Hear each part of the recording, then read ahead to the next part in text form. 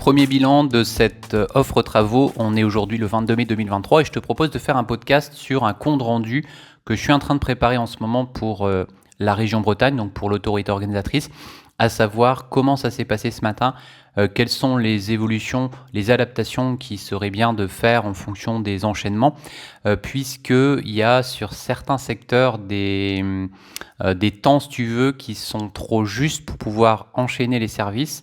Alors, on va commencer par ça, avec le service qui commence à 6h15 de Kerlouan, à savoir que c'est assez particulier parce qu'en ce moment sur Guissény, il y a des travaux et il y a une répercussion sur les temps de transport puisque l'itinéraire qu'on emprunte fait qu'on perd environ 5 minutes.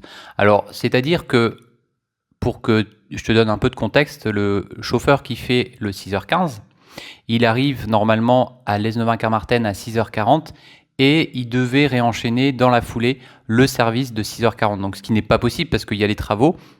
Et il y a une autre chose aussi que je m'aperçois, c'est que ce qui est bien de faire, c'est de ne pas arriver à l'heure à laquelle on va enchaîner à la même heure un nouveau départ. C'est-à-dire que là, on arrive à 6h40. L'idée, c'est pas de le faire enchaîner à 6h40 parce que c'est trop juste. Il faut vraiment prendre à chaque fois du temps pour faire monter les passagers, pour la vente de tickets, etc., etc. Alors, ce qui s'est passé ce matin, c'est que le conducteur qui a fait le 6h15 de Kerlouan est arrivé avec 4 minutes de retard à Carmarthen, c'est-à-dire à 6h44, et il devait faire le 6h40, donc ce qui est impossible. Donc, on a juste décalé à partir de demain, à savoir qu'on a mis à 6h45 le départ de celui qui part de Kerlouan en 6h15, c'est-à-dire qu'il arrive normalement à 6h40, mais il va avoir du retard avec les travaux, et il va enchaîner ensuite le service de 6h45, la ligne 21, Lesneven, direction Jules Lesven, tu vois. Donc on va déjà ajuster ça. Après, ce qu'on a pu remarquer, c'est que à cause de ce retard, il y a eu des répercussions ensuite en boucle, à savoir que comme il était déjà en retard sur son départ suivant, il a perdu du temps parce qu'il y a 2 cars, si tu veux, qui sont partis à 6h45, on va dire, de Carmarthen. Et après, ils se sont suivis donc à tous les arrêts. C'était un peu compliqué parce que il y avait 2 cars à chaque fois à tous les arrêts. Donc on a perdu aussi là du temps. Et après, comme on a perdu du temps à tous les arrêts, vu que tous les 2 cars, si tu veux, s'arrêtaient à chaque fois, déjà les clients, ils ne savaient pas très bien quel car prendre, etc. Donc ils ont perdu du temps pour ça. Et aussi et surtout, ça a fait qu'il y a eu un cumul de retard à l'arrivée jusqu'à Jules Lesven et que après tous les retards se sont accumulés sur l'ensemble du service, à savoir que quand il est revenu après, parce que ce car-là, il faut savoir qu'il fait des trajets aller-retour en charge, donc quand il est arrivé après à Lesneven, il avait quand même 20 minutes de retard, donc ça c'est vraiment beaucoup. Ça s'est répercuté vraiment sur entre 6h45, tu vois, jusqu'au service suivant. Alors j'ai pas noté l'horaire, je vais regarder ça là maintenant. Mais tu vois, comme quoi, il faut aussi à chaque fois avoir de la marge entre l'heure d'arrivée et l'heure du prochain départ. Ça, c'est vraiment important. Donc, on va rectifier ça à partir de demain, à savoir que celui qui va faire le 6h15 de Kerlouan, il va ensuite enchaîner le service de 6h45 sur la ligne 21. Donc ça, c'est la première chose. Ensuite, ce qu'on a pu observer de façon globale, donc ça, c'est sur toutes les lignes, il y a pas eu de surcharge, en tout cas pour l'instant, en tout cas parce que là il est 10h25, l'heure à laquelle j'enregistre ce podcast, il n'y a pas eu de surcharge, donc ça c'est le côté positif.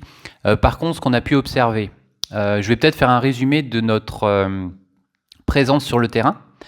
On était en tout à 3 personnes. Il y avait une personne qui était à la Plabennec à la gare du Lac, donc pour voir, pour guider, pour informer les usagers.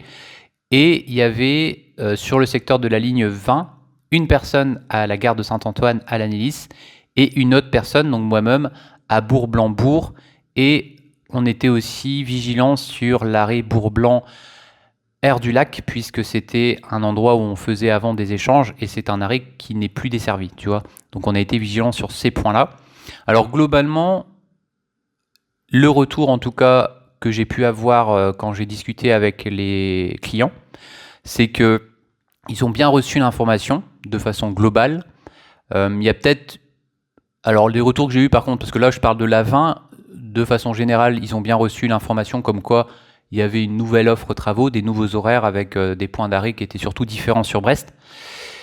Par contre, sur Plabennec, tu vois, la personne qui était sur place me disait que au moins une bonne dizaine de personnes n'avaient pas eu l'info, n'étaient pas au courant qu'il y avait des nouveaux horaires, que l'organisation était différente par rapport à avant. Donc à voir en tout cas. Je pense que c'est important de le prendre en compte aussi et peut-être d'accentuer aussi l'information faite à bord du car, d'où l'importance aussi, je pense, de faire parfois des annonces micro. Donc pour résumer, ce matin, donc pas de surcharge. Et ce qu'on peut aussi observer, c'est que il y a des clients qui n'ont pas forcément bien regardé les horaires parce qu'il y a eu, par exemple, des usagers qui attendaient à l'arrêt Bourg-Blambourg à l'horaire d'avant, notamment pour ceux qui vont vers le collège Saint-Antoine, collège des Abers. Il y avait des jeunes, tu vois, qui n'avaient pas pris en compte le nouvel horaire, à savoir 7h55 pour rejoindre les collèges de l'Anilis, alors qu'avant le car passait plus tard, tu vois. Donc des petites choses. Donc ce qu'on fait quand c'est comme ça, parce que là on a la chance, on était sur place, donc on va voir les gens qui sont aux arrêts, on dit bah vous attendez le car, il est déjà passé, donc il y a il faut être vigilant sur l'horaire de départ pour vraiment bien prendre le véhicule qui te concerne, tu vois, enfin qui nous concerne. Et donc ce que j'ai fait, là comme on avait un car sur place, c'est que les passagers qui étaient en attente d'un car qui était déjà passé, on les a récupérés avec un véhicule que nous on avait mis de réserve sur Bourg-Blanc pour les accompagner, pour les amener ensuite jusqu'au collège de l'Anilis. Donc c'est la seule chose qu'on a faite en tout cas sur la ligne 20, à savoir des clients qui attendaient à un horaire qui n'étaient plus d'actualité, donc ils n'étaient pas aux nouveaux horaires, donc on leur a juste demandé d'être plus tôt et que l'horaire de départ était à 7h55, donc d'arriver peut-être au moins 5 minutes avant à l'arrêt à partir de demain. Et sur les autres lignes, autrement, constat, c'est que les clients, ils ont des difficultés, si tu veux, au niveau de la connexion, au niveau de la rupture de charge qu'ils vont devoir faire, c'est-à-dire, alors rupture de charge, pour ceux qui ne connaissent pas, c'est juste le fait que des personnes vont descendre d'un moyen de transport, donc là le car à Porte de Gouinou, pour utiliser ensuite un autre moyen de transport, enfin là ça va être le tram. Donc les gens ils ont beaucoup de difficultés alors pas à comprendre, hein, mais ils trouvent en tout cas dommage qu'ils n'aillent pas du point A, c'est-à-dire par exemple de l'Anilis jusqu'au point B, par exemple le centre-ville de Brest, avec un seul moyen de transport, avec uniquement l'autocar. Aujourd'hui, les gens, ce qu'ils trouvent difficile, si tu veux, c'est qu'ils arrivent à la Porte de Gouinou et ils vont devoir descendre du car et ensuite prendre le tram, et à certains horaires, des fois, d'avoir un petit peu d'attente, tu vois. Alors, aux heures de pointe, normalement, il y a la fréquence qui a été accentuée, donc il y a plus de RAM par rapport à avant, donc il n'y a pas trop de temps d'attente.